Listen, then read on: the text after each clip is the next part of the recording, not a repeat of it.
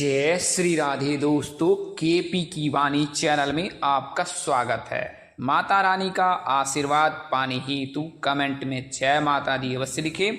वहीं अगर आप महाकाल के भक्त हैं तो कमेंट में हर हर महादेव अवश्य। यकीन जानिए माता रानी संग महादेव की कृपा आप पर और आपके पूरे परिवार पर अवश्य बरसेंगी और आप परिवार स्वस्थ एवं सुखी रहेंगे।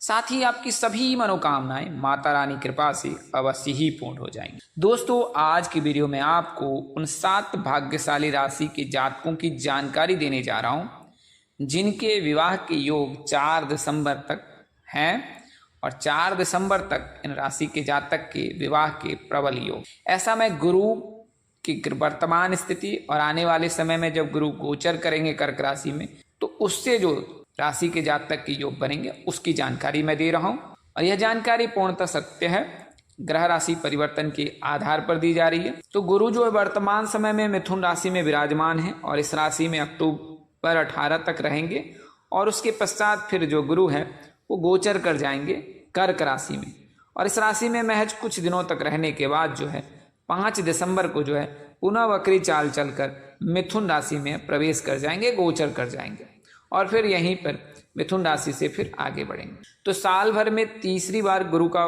परिवर्तन होगा।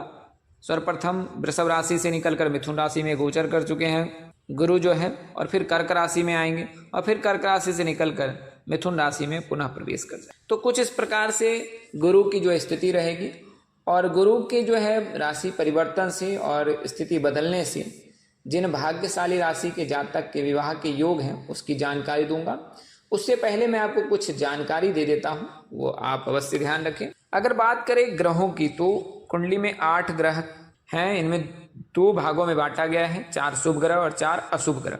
शुभ ग्रह जो है वो सूर्य, मंगल, बुध, गुरु, चंद्र, शुक्र, ये सभी शुभ ग्रह हैं।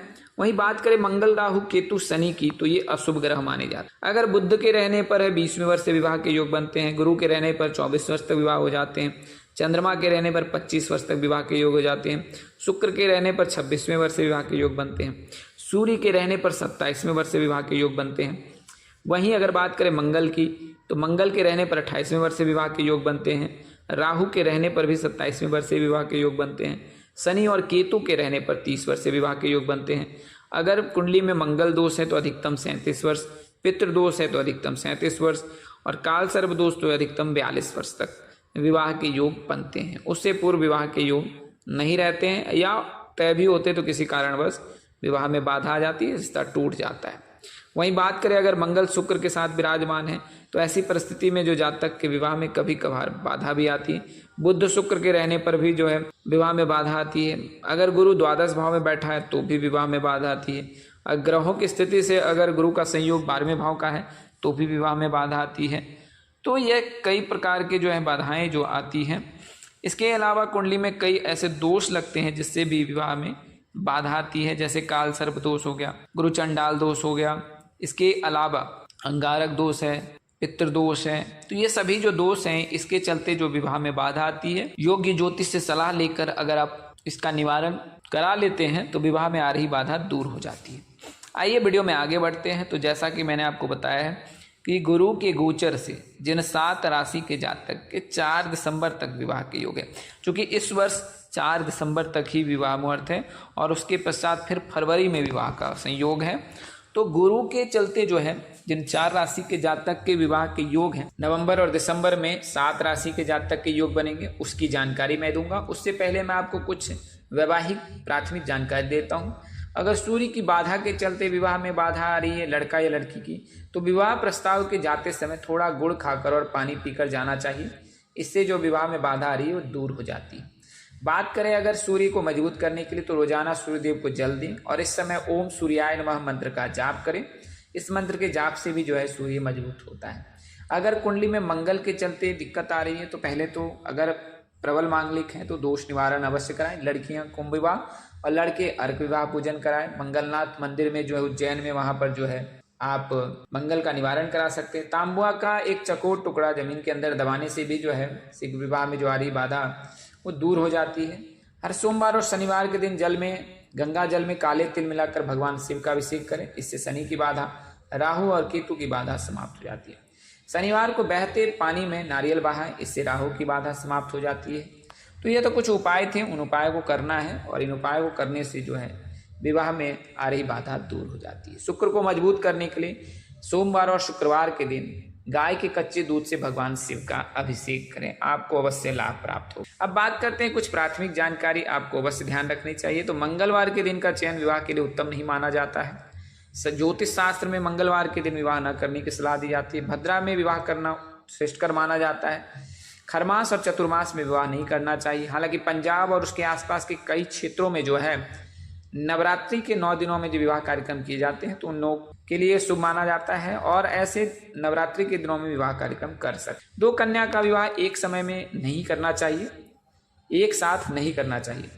एक कन्या का वैवाहिक कृत समाप्त होने के बाद द्वार भेद करके जो है विवाह करना चाहिए। एक समय में 2 शुभ काम नहीं करना चाहिए। कन्या के विवाह के अनंतर पुत्र का विवाह हो सकता है, परंतु पुत्र विवाह के अनंतर पुत्री का विवाह 6 महीने तक नहीं करना चाहिए। 1 वर्ष में सहोदर भाई अथवा बहनों का विवाह नहीं करना चाहिए, वर्ष भेद जरूरी है। समान गोत्र और समान प्रवर वाली कन्या के साथ विवाह निषेध माना जाता है। विवाह के पश्चात 1 साल तक पिंडदान, मृतका स्नान, तिल तर्पण, तीर्थ यात्रा, मुंडन, प्रेतानुगमन आदि नहीं करना चाहिए। विवाह में छींक का दोष नहीं लगता है। विवाह में स्पर्श का भी दोष नहीं लगता है। बड़े छोटों का पैर लग जाए तो वो दोष भी नहीं लगता है। विवाहिक कार्यक्रम में चतुर्थी, द्वादश, चंद्रमा ग्राह्य है। विवाह में षष्ठी, अष्टमी, दशमी और शुक्ल पक्ष की प्रतिपदा, रिक्त आदि तिथि निषेध है। तो इन तिथियों का परित्याग करना चाहिए। अब बात करते हैं कि गुरु की स्थिति क्या है। तो गुरु वर्तमान समय में मिथुन राशि, मिथुन लग्न में है। तो मिथुन राशि के जातक के लिए शुभ योग है। अगर आप मिथुन राशि के जातक हैं तो आपके लिए समय उत्तम है। इससे पूर्व जो है गुरु आपके द्वादश भाव में था, इसके चलते आपके विवाह में बाधा आ रही थी। लेकिन वर्तमान समय में जो है गुरु जो है आपके लग्न भाव में मिथुन राशि के, तो आपको अवश्य ही लाभ प्राप्त होगा अगर आप मिथुन राशि।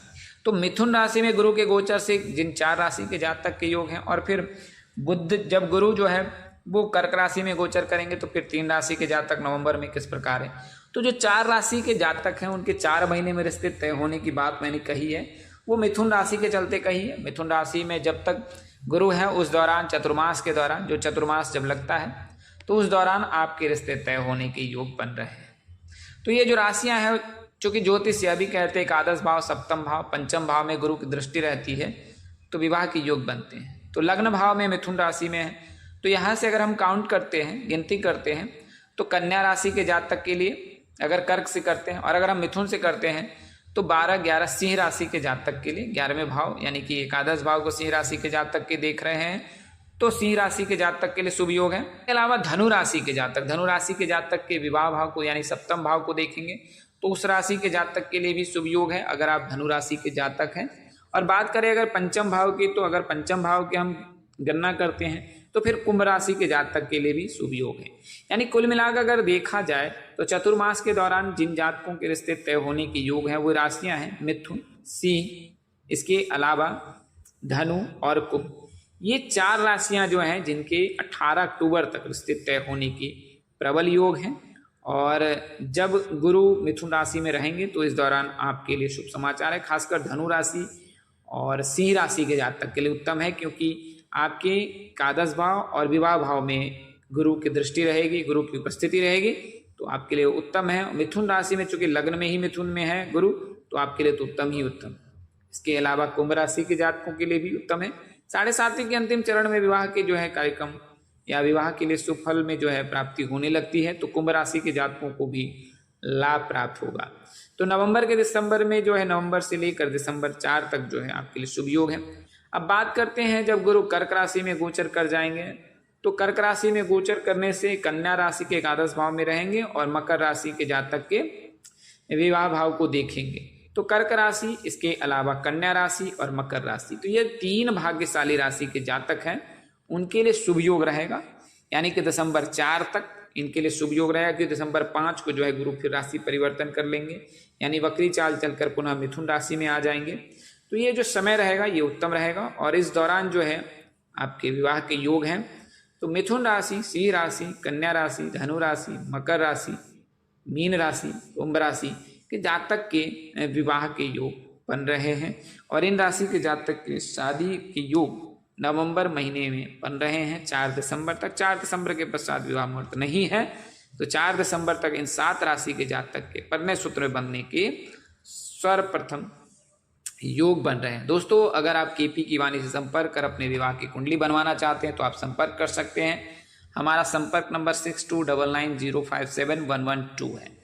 6299057112 है। इस नंबर पर आप संपर्क कर सकते हैं। व्हाट्सएप कॉल के जरिए, सामान्य संदेश के जरिए कॉल करके भी संपर्क कर सकते हैं। और इसमें आपको आपकी शादी कब होगी, कहाँ होगी, कैसे होगी, किससे होगी, किस दिशा में होगी, कितनी दूरी पर होगी, किस नाम से होगी, किस राशि से करनी चाहिए, जीवन साथी का रंग, रूप, स्वरूप, स्वभाव और उनका करियर कैसा होगा, आपका करियर कैसा होगा, अगर आप प्रेम प्रसंग में हैं तो प्रेम विवाह के योग है या नहीं, ये सभी जानकारी आपको एकमात्र डेस्टिनेशन केपी की वाणी से मिल जाएगी।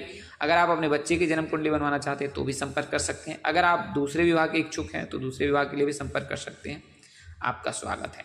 आज के लिए इतना ही, अगले वीडियो में फिर मिलेंगे। तब तक के लिए इजाजत दें। आप जहाँ रहें मस्त रहें, स्वस्थ रहें, व्यस्त रहें। माता रानी कृपा पर बनी स्थिर रही। आप सपरिवार स्वस्थ एवं सुखी रहें। परमपिता परमेश्वर आपको सद्बुद्धि, सत्मार्ग और आगे बढ़ने की शक्ति दे। नमस्कार, जय श्री दोस्तों, जय श्री कृष्णा, जय माता दी, जय वाहिगुरु, हर हर महादेव।